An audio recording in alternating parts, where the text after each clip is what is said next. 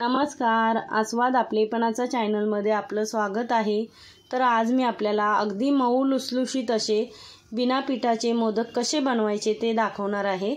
चला तर त्यासाठी इथे मी 1 कप तांदूळ भिजत ठेवले होते 2 तास आधी। मी रेशनिंगचे तांदूळ वापरलेत, स्वच्छ धुवून घेतलेत, पाणी पूर्ण नितळवून घेतलेलं आहे आणि मिक्सरच्या भांड्यामध्ये आपल्याला एकदम बारीक वाटून घ्यायचं आहे। पाणी अजिबात वापरलं नाही इथे मी मिक्सरला लावलेलं असताना। बघा एकदम बारीक पीठ तयार करून घेतलेलं आहे, त्याचं पाण्याचा वापर जरासुद्धा केला नाही आहे आणि आपलं जसं पीठ असतं तसंच बारीक करायचं आहे। त्यानंतर इथे मी टोपामध्ये काढून घेतलं आहे, ते सर्व भांड्यातून काढून घेतल्यानंतर आपल्याला त्याच्यामध्ये पाणी घालायचं आहे। पाणी घातल्यानंतर ते व्यवस्थित मिक्स करायचं आहे। त्याच्यामध्ये आपल्याला अजिबात कुठेही गुठळी ठेवायची नाही आहे। चमच्याने मिक्स न करता हाताने केले तरीसुद्धा चालेल, पण त्याच्यामध्ये जरासुद्धा गुठळी राहिली नाही पाहिजे। तर इथे मी व्यवस्थित असं सगळं मिक्स करून घेतलेलं आहे। मिक्स केल्यानंतर आपल्याला टोप गॅसवर ठेवायचा आहे आणि त्याचा घट्टसर असा गोळा आपल्याला तयार करून घ्यायचा आहे। तर इथे मी गॅस लो करून ठेवला आहे आणि मिक्स करून घेते, एकदा पुन्हा हलवून घेतले। त्यानंतर त्याच्यामध्ये थोडंसं मीठ घालून घेतले, किंचित असं चिमूटभर मीठ घातल्यानंतर आपल्याला गॅस मीडियम करायचा आहे आणि त्याचा मऊसूत असा छान असा गोळा तयार करून घ्यायचा आहे। आपल्याला ढवळत राहायचं आहे हे मिश्रण, म्हणजे त्याचा गोळा व्यवस्थित होतो, कुठेही गुठळी वगैरे काही होत नाही। तर हे बघा इथे छान असं घट्टसर असा गोळा तयार होत आलेला आहे।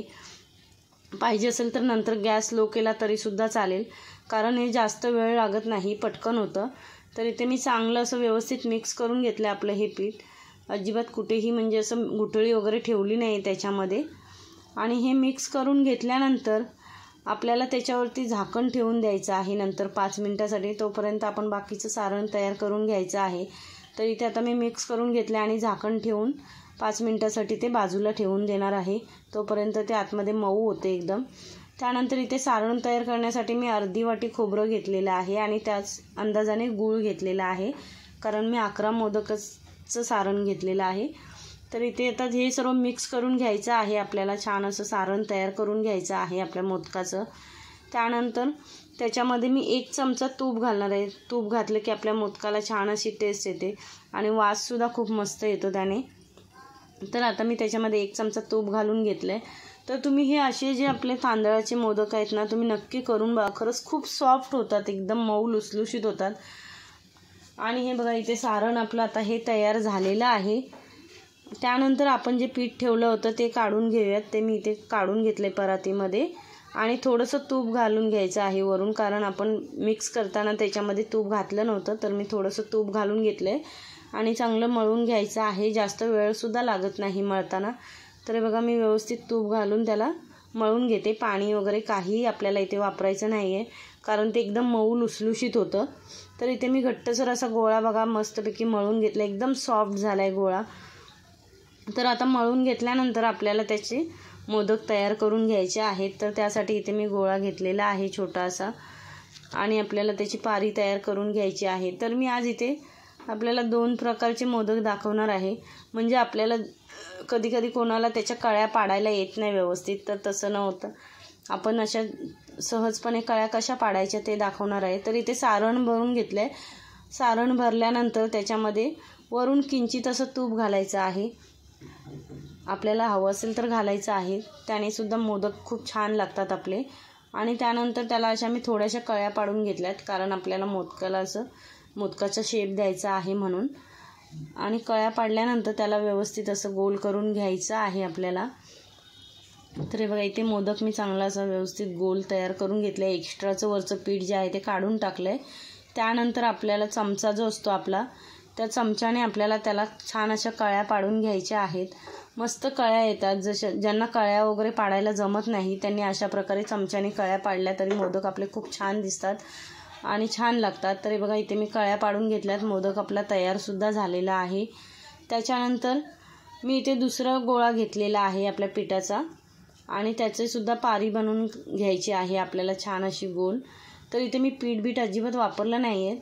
आणि त्यानंतर बघा त्याच्या अशा कळ्या पाडून घेतलेल्या आहेत। आधीच आपण कळ्या पाडून घ्यायच्या, म्हणजे नंतर आपल्याला कळ्या पाडताना त्रास होत नाही, म्हणून आधी पाडून घेतल्या की बरं पडतं।